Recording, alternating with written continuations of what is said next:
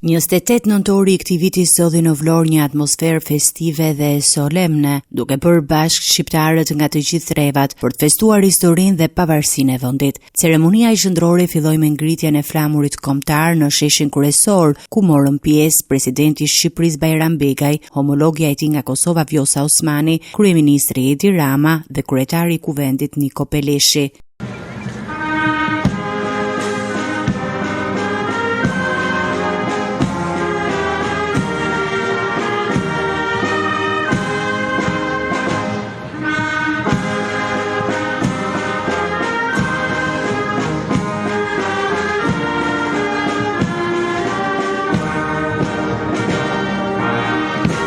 Në monumentin e Ismail Qemalit u vendosën kurora me lule si shenjë nderimi për sakrificat e atyre që luftuan për një Shqipëri të lirë dhe të pavarur. Qytetarët dhe vizitorët ndoqën me respekt ceremoninë duke shprehur krenarinë dhe përkatësinë e tyre kombëtare. Edhe këtë vit, kjo festë gjeti politikën të ndarë, e cila feston dhe bën omazhe të veçanta dhe në orare të ndryshme. Liderët vendosën të mos flasin për media nga sheshi I flamurit dhe urimet e tyre I përcodhen nëpërmjet Facebookut. Përmes një postime, kryeministri Edi Rama, teksa ka ndarë një foto nga monumenti I pavarësisë në Vlorë, uroi shqiptarët kudo që janë për festën, gëzuar ditën e pavarësisë, shkruan kryeministri. Ndërkohë, kryetari I Kuvendit Niko Peleshi në postimin e tij shkruan se 28 nëntori është dita që na bashkon të gjithëve. Një urim më të gjatë zgjodhi kreu I Partisë Demokratike Sali Berisha, I cili nuk kurseu as kryeministrin Rama, qeverinë e të cilit e quajti regjim antishqiptar. Nëpërmjet qelisë uroi edhe presidenti Ilir Meta, I cili përkujtoi të gjitha figurat që kontribuan ndër shekuj. Festimet e 28 nëntorit shërbejnë si një moment e reflektimi mbi historinë,